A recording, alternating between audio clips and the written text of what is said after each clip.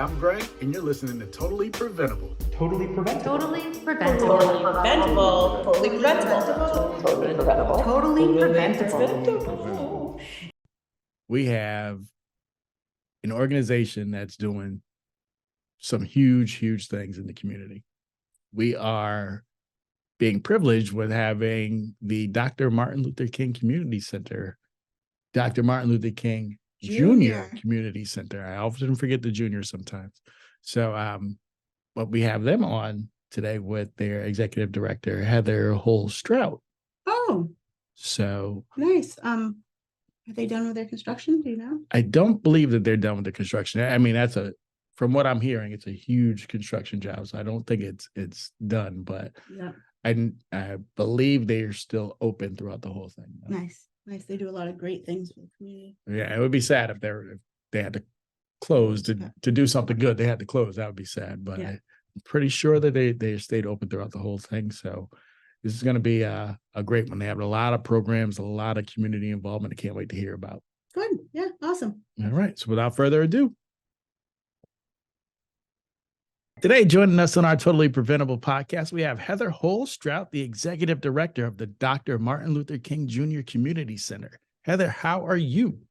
I'm great. And how are the two of you today? Doing good. Good. Thanks. Doing good.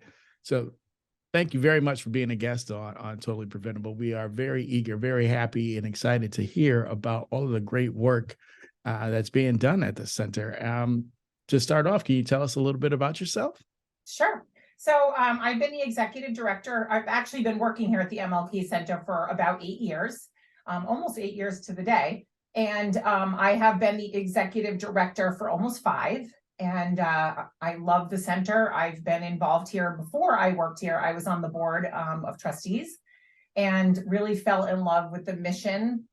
This community is where I was born, raised, my parents, my grandparents, my great-grandparents. So I come from many generations of Newporters, and I just care very deeply about this community. So when the opportunity came for me to apply for this job, I jumped at it, and I knew, one thing is, although I am actually a trained teacher and a certified elementary teacher, it seems kind of strange that I would be in this position, but believe it or not, being a teacher for 23 years has taught me most of the things that I need in order to do this job. And the things that maybe aren't my strengths, I have built an amazing team around myself of people who can do those things that maybe I am not the best at. So it's an incredible place. I'm so proud of what we do here. One of the things that's happening right now is that we're under a very large construction project here at the center, kind of reimagined the entire space and added on about 3,300 square feet. But I'm in a closet right now, which is my temporary office. And there is probably some noise behind me. There's a group of children playing right outside my window, which is honestly music to my ears. But if anyone listening to this can hear that, that's what's going on. And hopefully it makes you smile as much as it makes me smile when I hear it. Yeah. As long as I'm not home and hearing it, that's when I'm at home hearing it, it usually means somebody needs my help right away. So. That's right. That's right. So we're right here in the heart of Newport, right near Thompson Middle School. So oftentimes we have large groups of kids from Thompson Middle School come over and play on the playground right next to the center. And so it's a busy place. Right outside my door here, we're just ending our lunch program, which is twice a week, free grab and go lunch for the community, and about 150 meals are served every Tuesday and Thursday. So when I just looked before I got on this, there were about 4 servings of Italian wedding soup left. So we served a lot of people today. Nice. Wow. Yeah. So during your construction, have you had to stop offering any programs, or have you been up and running as usual, or what happened? Yeah, that's a great question. So we have about 25 different programs here at the MLK Center that range from hunger relief programming, which is a lot of different things that we do in that realm. We also have early childhood education and childcare. And so that includes a preschool and after school program and summer camp. And then we have a whole wide array of community programs ranging from free exercise classes, cooking classes, We provide space to any community groups that want to bring a free service to the community. And everything that we do is at no cost except for our education programs for children, which we give significant scholarship for. And all of those programs, believe it or not, are still going on during this construction. In fact, we've grown our programming a little bit during construction, and that is thanks to some wonderful community partners and some nearby rental properties that happen to be available when we decided to do this project. So our food pantry is across the street at what any Newporters would know as the former Salvation Army thrift store space. So that's where our food pantry is temporarily, and it's actually a perfect space for it. And then we have some of our community programming going on over at St. Paul's Church, which is about a block away from the center. And so that's where our breakfast program is. Our meals are served there. Our exercise classes are there. And our concert was there the other day. We do free concerts for the community once a month.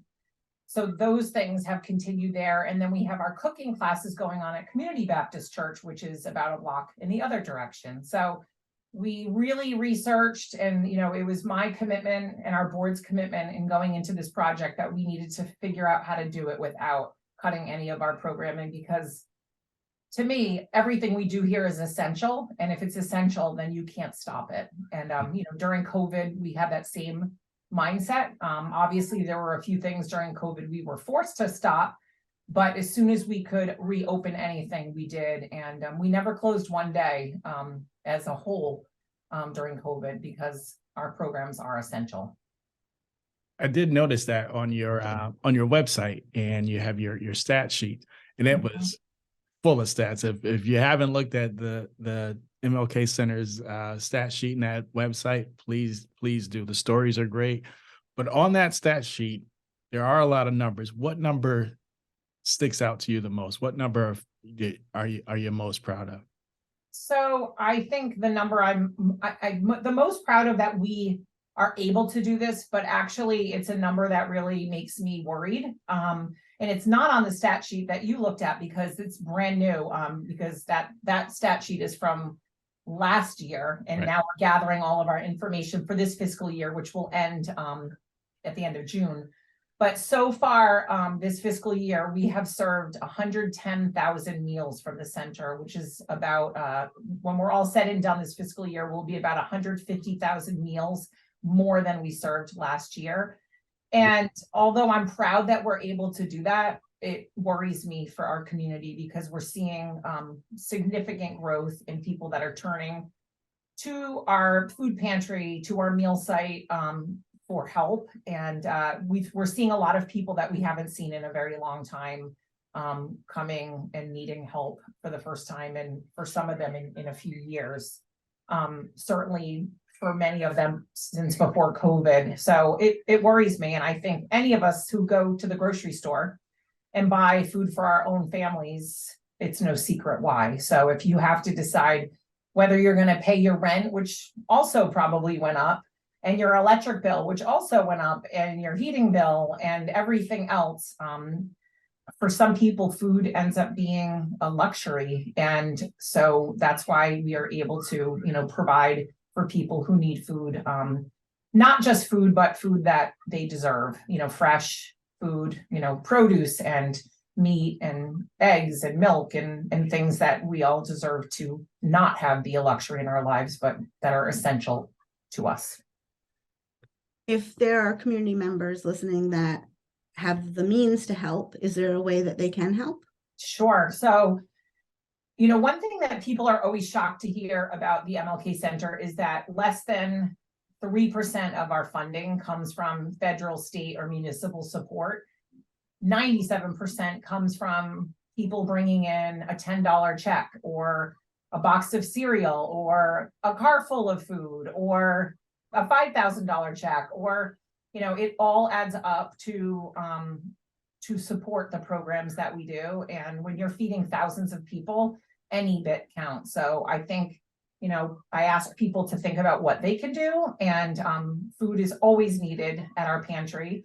And, certainly any monetary donations are always needed, because then we can take and fill the shelves with what's missing using those donations. But we also always need volunteers. And we had last year over 300 volunteers that give thousands of hours to the center. And because of those volunteers, we are able to sustain those 25 programs that I just talked about. And we wouldn't be able to do a lot of that without our volunteers, because we would need a lot more staff, which would cost a lot more money. So our volunteers really are at the heart of what we do. And so, whether it's a donation or a donation of someone's time, it's always needed and appreciated. How do you that number, that 150,000 is staggering to me. How do you prepare for something like that? It's not like you went into it. I mean, you probably went into it knowing that you're going to see a slight increase, but that sounds like a dramatic increase. How do you prepare for something like that? Well, I mean, it's just, I've always had the attitude, and my staff will tell you that I never come from a place of no. So I always try to figure out with our staff how we can make something possible. And one thing I have found in this job, that if anyone needs hope in their life, they just come sit in my chair for a day. They'll see sadness, but they'll see a lot of hope. Is oftentimes when you ask somebody for help, like Blount Foods is a perfect example. We asked them if they would help with our soup program, our lunch program that we do, and they donate all of the soup for that program, so that twice a week we can provide lunch for people. We're actually adding a third day onto our lunch program, which is going to be not soup, it's going to be hot sandwiches. And so we are going to do that ourselves. But, so many community partners help us make this possible, from Food Love out in Middletown, who give us a lot of food that they've prepared that goes on their in their refrigerators, but before it's expired, they donate it to us. And we've had partnerships with Custom Coffee in Middletown, who's provided the coffee for our breakfast program, pounds and pounds of it every week, so that people in our community who otherwise wouldn't be able to can start their day with a cup of coffee, because I can't imagine not starting my day with a cup of coffee. So, I mean, and there are hundreds. I mean, I could list you, if you looked at our annual report, which is on our website, you'll see that there are just hundreds of stories like that of people and businesses who care about the community, and everybody doing a little bit makes us be able to do this. So, I'm not going to say that I never worry about being able to sustain this, but, we just keep working at it and hope that we never have to cut any of our programming. But it definitely takes a lot to do that. I can imagine. Yeah.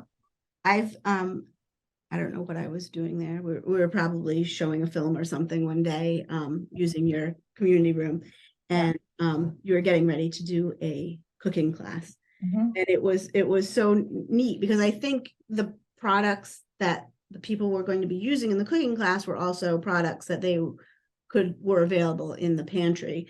So it was very interesting, and I've always thought that it's a great model, because a lot of times the food that people are given, they don't know what to do with, and you oftentimes don't know how to stretch a meal, or don't know how to prepare certain foods in bulk, or how to get a second day out of them, or things like that. So I think that's a great model. Is that a program that's still going on now? Yeah, so that program, we've actually expanded on that. So that's our Live Fit cooking class. So we are doing that. We've also added an additional cooking class called Sabores Latinas, which is a cooking class that is all Latin inspired. And so that's taught in Spanish. And so we've added that program. That's once a week, and the other cooking classes twice a week. But yeah, Live Fit has been a really important part of, and I go out and talk to a lot of school groups, and I always want, not just school groups, but any kind of corporate groups. And I want people to think about, when they make a donation to a food pantry of food, oftentimes people will go to the grocery store and get the most inexpensive thing in a big quantity. So, cases of ramen noodles or mac and cheese. And although ramen noodles are pretty yummy every now and then, but if that's what you are forced to eat every day, because that's all you have, or that's all you can afford to have, we know what the repercussions of that are. And, people living in poverty, it's no secret that people living in poverty have much higher rates of high cholesterol, high blood pressure, diabetes. And so our program Live Fit and our registered dietitian, Kristen Niesink, who works with us, we try to help people who want that help to work on how they can make their diets healthier, but on a budget. And so her class really enables people to do that. They cook a meal that they bring home for their family. And the success stories from that program of people who have improved all of those things significantly, but also are bringing home things that their families want to eat. And so it's actually not just improving their participants, but it's improving their whole family's health and wellness. So, and she also shops with clients that want to every Wednesday in our food pantry. So she will ask people when they come in if they want her to go shopping with them, and then she can help them learn how to read food labels. And I think that that's an eye-opening thing for a lot of people. I'm guilty of it myself. Sometimes when I look at something, I don't necessarily understand what I'm looking at. So she really teaches people how to do that. And, you know, because of that, we've really seen a lot of success stories. Our food pantry, and one thing that's really important to know is that it's client choice. So pretty much everything we do here at the MLK Center, where we provide things for people, it's their choice what they want. So we always have an unlimited amount of fresh produce, milk, eggs, you know, healthy things. But then we also have whatever gets donated. So if somebody wants to donate cookies, like the Girl Scouts donate dozens of Girl Scout cookies every year, we also put those on the shelves because everybody deserves a treat sometimes. But we never say to people, here, this is the food that we're giving you, this is what you're going to eat, because even with our Food to Friends program, which delivers food to homebound seniors and disabled people in our community, they get to choose what they want with the shopping list. So because I wouldn't want somebody telling me that I have to eat tuna, because I don't like tuna and I'm not going to eat it and I'm going to waste it. So it's about not wasting food, but it's also about giving people dignity and not making them feel like that this is all I can eat because this is what those people told me I could eat. You know, it's really about making people feel respected. Well, I definitely going to need your dietitian to come with me to the grocery store, because Yeah, me too. I find myself disputing the serving size. I'm like, who made that up? But there's I no know. way that this is, I can eat this whole bag. You tell me it's 3 servings. You're out of your mind. I agree. So another hardship that we're noticing is childcare. And you mentioned that you have a pre and after school program. Can you elaborate a little bit about that program? Sure. So we have a preschool, starts at age 3, and it goes right up until the kids go off to kindergarten. It's a year-round program, open from 8 to 5, Monday through Friday. We are a DHS licensed child care facility, which means that people who qualify, we will get reimbursed by the state for that. We are seeing more and more people who do not qualify, and it's not because they make too much money, but there are, you know, it's definitely the cost of living here in our community does not match up with what the qualifications are for that support. So we know that even people that don't qualify for DHS need a lot of help. So most of our families are paying about $30 a week for full-time preschool, which is amazing. And that's because of the generous support of our funders and our donors who believe that, you know, children should be given this opportunity, and their parents are all working parents. So that's one of the qualifications to receive a scholarship here, is that the parents need to be working. And so it's an amazing program. I can't say enough about it. We just had our preschool graduation where 16 kids are going off to Pell School in the fall, and 80% of those kids are already reading. Wow. So that's pretty amazing. And a lot of our kids are English language learners and came in at the beginning of our program not speaking any English. So even just learning the language before they go off to kindergarten gives them really a lift up from their peers who have not had that experience. So that's one program. Then we have an after school program where we have about 48 children from Pell Elementary bused here after school. They get help with their homework. They do a lot of different enrichment activities, everything from cooking, art classes. Newport Strings Project provides violin and cello lessons, tennis lessons provided by the Tennis Hall of Fame. The list of community partners who provide things to our children is enormous. And that program happens during the school year. And then we're getting ready for our 8-week summer adventure camp, which takes the kids all over our community, to sailing lessons, to the beach, out on the water for different experiences. But also embedded in there is literacy and math support. And the goal of that camp is that when the kids go back to school in September, that they have not lost any of their knowledge from the previous year, because it's a proven statistic that most kids lose about 3 months of their prior school years learning over the summer. So although they don't realize it a lot of the time that they're actually learning, because we do it in a really fun way, but the statistics from that camp is that most of the kids either stay where they were or gain in their academics over the course of the summer. And then they also have a lot of fun doing it and really build friendships, and their parents have a safe place for them to be while they're working. So those are our education programs. We actually, in part of this construction project, are adding an additional preschool classroom. There's a big shortage of childcare here on this island, especially during COVID. We've lost some of our childcare sites in the community. So we have a waiting list, and we can't wait to get kids off that waiting list and into the center to start learning, and just the social skills that kids learn in preschool. It's all developmentally appropriate, and I'm really proud of our education programs. That is awesome. That is- Yeah. I think I read that this was you guys. Do you have a mobile pantry, a mobile food pantry? Yes, we do. So back in 2018, we piloted that program using a van, and we went out a few times over the course of the year to different neighborhoods that we knew lacked transportation, but that there was high need in those neighborhoods. Really started with the north end of Newport.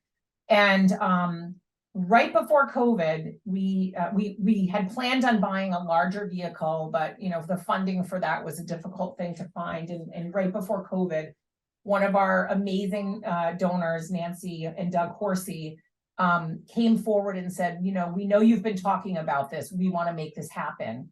And they paid for our mobile pantry truck, which actually I have our annual report in front of us. It's right there. Whoa. That's our mobile nice. pantry.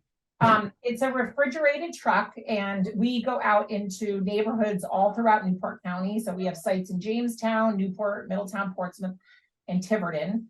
And we go out at least twice a week, some weeks more, to all of the different sites throughout our community. Last year, we went out about 140 times, and this year it's been even more than that. So we bring food to the people, and again, it's client choice. So we set up, we have racks of food that come off the truck, including the milk, the eggs, the produce, the personal hygiene products, and people can shop right there in the parking lot of where they live. So, with some of our biggest places that we go to, Oxbow Farms in Middletown is one of our biggest sites. We go to several different developments up in the north end of Newport, and Portsmouth. We go to some of the senior housing in Portsmouth. So it's really been a huge lift for us to make this program happen. But we've seen how important it is to people in our community who didn't have transportation to get here. Taking the bus to go shop for 2 weeks worth of food, which is what people get when they come here. That's impossible. You can't go on the bus by yourself with 6 bags of food. It just doesn't work. So, we're really proud that this program has not only happened, but that it's growing year over year. And then another program that we do that we've grown throughout this past year is called our Produce to the People program. And what that is it's a weekly produce distribution program where we bring out, and this is separate from our mobile pantry, but we bring out into neighborhoods throughout Newport County. We go to the Met School in Newport, we've been doing that for several weeks now, but that's going to be going to Myantonomi Park on Mondays starting in July. We go to Oxbow Farm on Tuesdays. We go to, we're here at the MLK Center on Thursdays.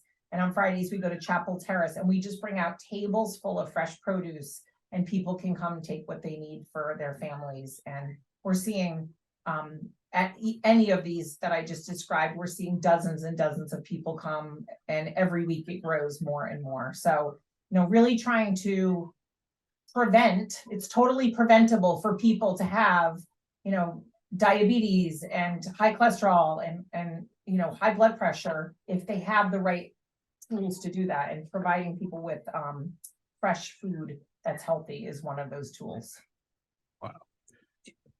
Can I go? Yeah, Yeah, go all right, I for don't it. want to interrupt you, but I have a related question. Do people need to come in, fill out a form, show proof of their income? How do you benefit from all your great programs? Yeah, that's a good question. And we really try to make it as easy as possible. So the first time that somebody gets help from us, whether it's Produce to the People or the mobile pantry or education programs, or just the very first time, they do an intake form similar to what you would do when you go to the doctor for the first time, but it's a lot less work. We've taken away any question that we really don't need to know. And the only questions we ask are questions that we need for our grant reporting purposes. So it takes probably 3 minutes and they do it with a staff member. And we do not turn anybody away. So we do ask what someone's income is, but whether they say their income is $1,000 a year or $75,000 a year, it doesn't matter to us because we don't know their circumstances. And somebody could be making $75,000 a year, but be living in an apartment that's $2,000 a month, and they might have 5 kids. And so unfortunately, even though $75,000 used to seem like a lot of money, it's not anymore. So we don't, you know, turn anybody away. And we believe that no one's going to come get help if they don't need it. But we also believe that that community, a part of a community, and this is a big reason for our concerts and some of our community dinners, is that we want everybody to come to us to get some kind of help, whether it's just their social, emotional support that they need, or they just want to be around other people in their community. We want that to be why people come here to the MLK Center. Now, after your construction, are all programs going to be held at the center, or are you still going to keep those other locations? So no, our plan is to have everything back in the center because we will have plenty of space to do all of that. We also, one thing that we miss is being able to open up our space to a lot of other, you know, for example, we would have Insight for the Blind would come in and do their monthly support groups here. We had AARP come and do taxes for people, which actually we did do in this building this year, but it was a challenge because they were sometimes like in the hallway, and we made it work because we know how crucial that is for people. But our goal is to have everything back in the center and be able to offer even more to our community with a lot of our partnerships. You know, we really look at everything that we do and we say, if somebody else is already doing that and we know it's a need in the community, let's bring them to us and let people know that this exists. So one good example of that is our breakfast program, which happens Monday through Friday right now over at St. Paul's. We have about 70 people that come every day for that. Many of the people that come to that program, but certainly not all of them, suffer from homelessness, substance abuse issues, and mental health issues. And trying to get those people the help that they need by giving them information. Oh, here's a card, call this person. It doesn't work. But so we have a partnership with Newport Mental Health. Now they come to breakfast and they're working with people right on site where they are. The Rhode Island Coalition for the Homeless is doing the same thing. They're coming and they're talking to people on site and connecting them, getting them into the system to help them with housing. And so, you know, the Potter League for Animals, they come and do vet clinics here at the center because for a lot of people, that's a barrier to get to the Potter League, but also the financial barrier. And pets, we know pets help people in so many ways. And for some people, and we've seen it over and over again, in our pantry, we have pet food. There's people that if we didn't have pet food in our pantry, they would take the tuna or the canned chicken or whatever, and they would feed it to their animal before they would feed it to themselves, because that's how much they care about their pets. So that's an important part of who somebody is. And, I do hear from people, why would somebody have a pet if they're poor?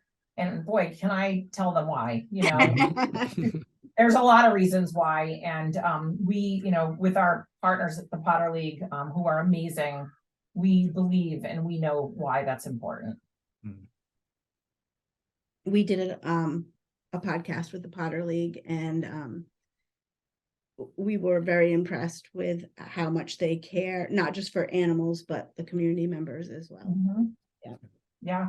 I mean, one of the stories I can tell you that happened about 3 years ago, it was right before COVID. There was an elderly man that came in and he was shaking. You could tell he was very nervous. It was the first time that he was coming to a food pantry, and he was all dressed up, and he talked about how he had always worked and he had gotten hurt pretty recently, and his Social Security wasn't enough for him. And, he was trying to make up all these reasons why he was there, but I could tell he was very nervous. So I said, well, let's go shop together. And I brought him through the pantry. And when he got to the pet food section, his eyes lit up like a Christmas tree. And he's like, you have pet food? Because my cat, I need to feed my cat. And I mean, he was way more concerned about that than he was about feeding himself. But I've seen him come back every month since then. And now he walks in with a big smile on his face, because he knows that he's no different than anybody else. And honestly, all of us, me included, are one event away from being in that situation ourselves. And, you just don't know, people have circumstances that happen in their life that put them in a place where they need help, and nobody should be embarrassed about that. That's right. Yeah. Now, for those listening, how can the community contribute to the center? Sure. So there are lots of ways that can happen. If people want to go onto our website, which is mlkccenter.org. So there are 2 C's in there, C for the word community and then center. There is a donate button on there, and you could choose how you want your donation to be used. So that's one way. Another way is, come by the center, even though we're not fully in one building right now. I'm always here. My staff is always here. Our food pantry staff's across the street. So anybody that wants to just come see what we do, I'm happy to give people tours and accept donations if you wish. As far as food donations go, that people can bring those right over to the temporary food pantry, which is across the street from the front door of the center. And, anything is appreciated. I guess it's important for me to say non-perishables and produce. We cannot accept like meats and milk and things like that. If it's something that's non-perishable, we're happy to take it. The other stuff we do need to purchase ourselves due to Board of Health regulations. And then honestly, we have people that just do like a neighborhood food drive or lemonade stands in the summer. We have so many kids, stories of children who care about their community, who I think we all could learn from, who decide to do something like a lemonade stand and bring the, $50 from their lemonade stand into the front door of the center. I mean, those are the stories that matter, because those are kids that are thinking at an early age about why their community is so important. So those are all ways that people can support. And, on our website is all of our contact information. So if anybody wants to reach out to me, I'm happy to direct them in any way to help. And if a family or individual needs help, they can either come to the center or call? Yep. So we are open every day between 10 and 5. There's always someone here. Our breakfast program actually goes from 7:30 to 9, and that's over at St. Paul. So if anybody needs breakfast Monday through Friday, you just come. But anyone can call, and there's always someone that will answer the phone and give whatever information people need about the many things that we do. We do have a calendar. It's on our website. It looks like this. I have one in front of me. Oh, I've seen it. Yeah, I mean, there's so many things that happen every day. So it's really hard to say in this podcast everything that we do. But I can tell you just today alone, We had produce to the people. We have soup lunch. We have our Live Fit cooking class tonight. We had Zumba tonight. Our mobile food pantry is out in Portsmouth at Quaker Estates and Anthony House. Our childcare programs are up and running right now, and on and on and on. So the best place to see what's happening is to go onto our website. Awesome. I think Heather just signed up for a part 2 to this podcast. Well, and I didn't even talk about all the different programming that we do at the holidays. Maybe we could do that another time, but we have. Oh, we should do that when it's appropriate for people to start giving. Think about Yeah, because giving. we have a huge amount of holiday assistance that we provide. And again, it's client choice where parents can come and choose things for their kids. And, you know, nobody wants to be in a position where they can't provide things for their children. So being able to empower people to choose what they think their kids would like and wrap it and put it under the tree and feel that they were a big part of that is important to us. That is great. Yeah.